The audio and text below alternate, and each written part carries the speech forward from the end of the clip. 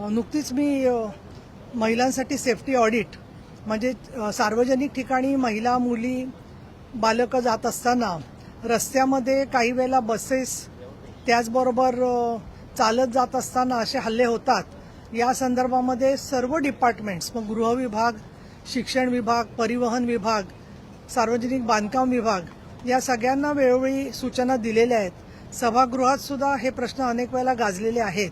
काल ही घटना कळल्यानंतर मी नगरचे SP सोमनाथ घारगे यांच्याशी संपर्क केलेला आहे। काल रात्रीपर्यंत तरी आरोपी पकडला गेलेला नव्हता। आरोपीचा हेतू जो आहे तो कुणाचा तरी सूड काढणं किंवा असंतोष माजवणं किंवा अशा प्रकारनी शाळेत जाणाऱ्या छोट्या मुलींना त्रास देणं या प्रकारची विकृती असू शकेल असं मला हल्ल्याच्या पद्धतीवरून वाटतं। लवकरात लवकर आरोपी पकडला जावा अशा प्रकारच्या सूचना दिलेल्या आहेत आणि अर्थातच पोलीस त्यासाठी प्रयत्न करत आहेत।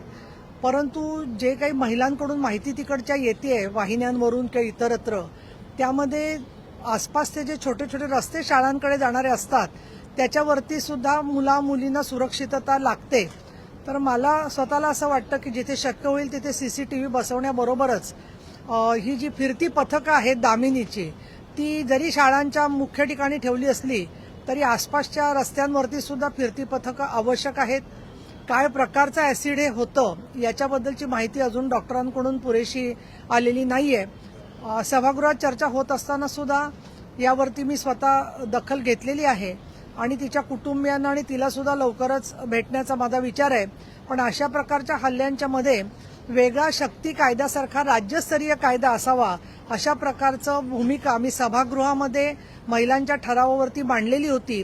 कारण शक्ती कायद्याच्या केंद्राचा BNS मध्ये म्हणजे भारतीय न्याय संहितेत जरी समावेश झाला असला तरी सुद्धा ऍसिड टाकणं आणि सायबर क्राईम्स याच्यासाठी महाराष्ट्राचा वेगळा कायदा असणं गरजेचं आहे। त्याची शिफारस पोलिसांना दिलेली आहे।